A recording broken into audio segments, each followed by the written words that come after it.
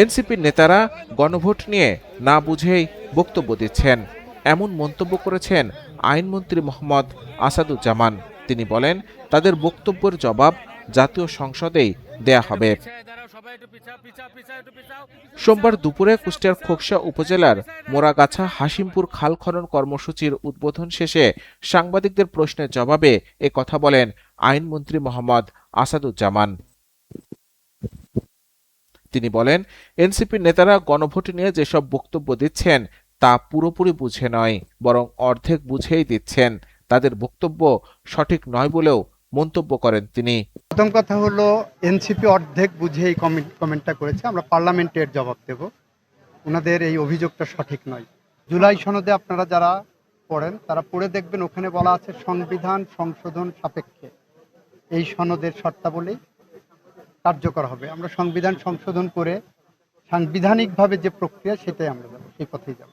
মন্ত্রী আরো বলেন, বিএনপি জুলাই সনদকে শ্রদ্ধা করে এবং সেই সনদের আলোকেই রাজনৈতিক পথ চলা অব্যাহত রাখতে চায়।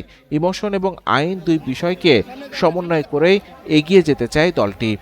আমরা বিএনপি জুলাই সনদকে শ্রদ্ধার সাথে নিয়েই জুলাই সনদের আলোকে আমরা পথ হেঁটে যাব।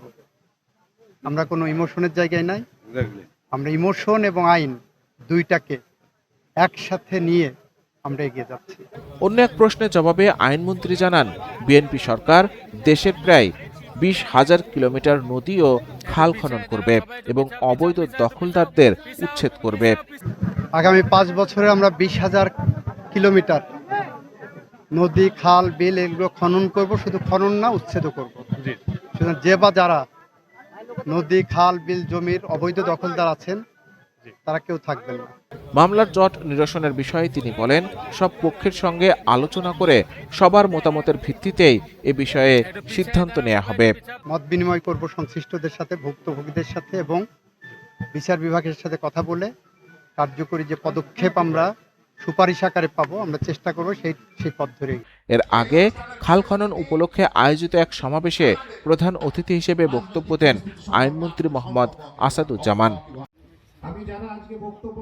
জেলা প্রশাসক আহমেদ মাহবুবুল আলমের সভাপতিত্বে অনুষ্ঠানে আরো বক্তব্য দেন কুষ্টিয়া 1 আসনের সংসদ সদস্য রেজা আহমেদ বাচ্চু এবং কুষ্টিয়া 4 আসনের সংসদ সদস্য আফজাল হুসাইন সহ বিএনপির স্থানীয় নেতারা।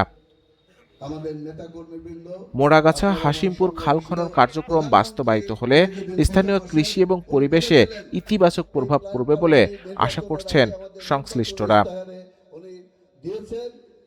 Desk report, news update.